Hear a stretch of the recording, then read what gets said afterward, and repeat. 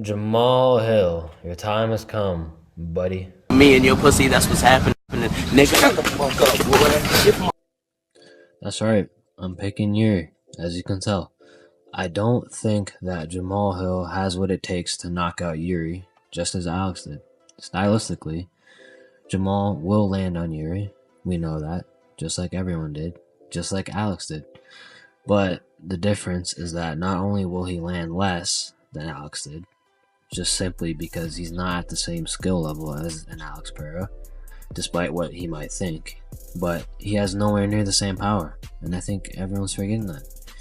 His last finishes, as in Jamal, were in 2022 against old man and grandpa Thiago Santos, post the John Jones fight where we know his knees got torn to shreds and he wasn't the same since, and the Chinny Chin Chin Johnny Walker, who anyone in the UFC could knock out. Even, Kaya Sakura would probably knock him out with the flying knee, even though he weighs 100 pounds less than him. Jamal Hill's power is more comparable to Alexander Rakic's, who got blitzkrieged by Jiri, than it is to Alex Pereira. And what happened to Rakic in the Jiri fight? Come on. Rakic lit Jiri on fire in the first round, but it didn't even matter, because Jiri's just built different. And before the Alex fight, you could argue he was the most durable guy at the higher weight classes in the entire UFC at the time. And I don't think that's just completely gone after the Alex knockout. He's obviously less durable. He's not that level of chin. That's just how it works after you get finished.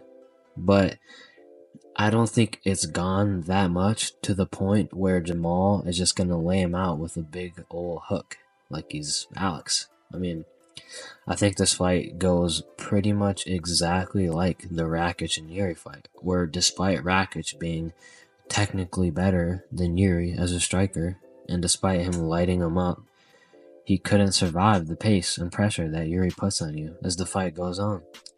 The longer you're in there with him, the lower your chances are of winning. I mean, he's going to finish you unless you finish him.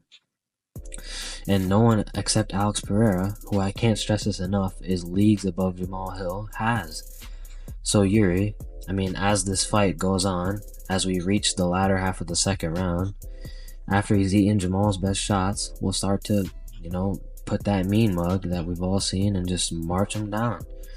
Like big looping right hands just coming from his hips that you could see coming from miles away. They're very unorthodox, but they can land. He's landed them on everyone except Alex, who has very good striking defense these days. If you watch him against Roundtree, he looks like he's in the Matrix in that fourth round.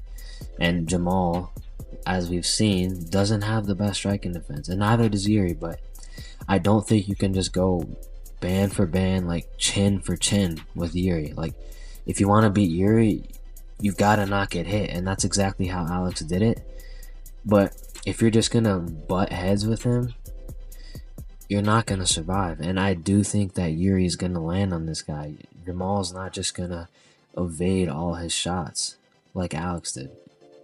So my final prediction is a Jiri Prochazka late round 2 TKO off of just a big looping right hand. He's not gonna put him out cold, but he'll get him to the ground and he'll land the hammer fist, and that'll be it. And after the fight, we'll get the epic Jiri call out for Alex for a trilogy. And knowing the UFC, knowing Dana, he'll probably announce in the presser that, how can you not make that fight, guys? How can you not give the kid a trilogy? And yeah, knowing them, they'll do that. But I obviously really hope not, because somehow Alex versus Ink has not been made yet, even though it's been a year since that should have been made. I mean, it shouldn't have been Jamal at UFC 300. It should have been Ink Alive. And then we had 2 other title fights that weren't Ink Alive since then. I mean, it's kind of getting ridiculous. So, despite who wins this fight, the next fight for Alex has to be Ink Alive. But, I have a feeling that they'll just make the winner of this versus Alex anyway. So, and if that happens, we gotta start calling Alex Pereira into question as the fan favorite. Because I mean, I guess it's hard to tell. Like, is Alex ducking or is Magomed ducking? I don't know. But the whole Alex tweeting it's not going to be Ankalaev thing, and he wants to fight during Ramadan probably. And that's what he did last year. I don't know. It's kind of a bit fishy. But maybe it's Ankalaev just not taking the fights when he should have. I don't know.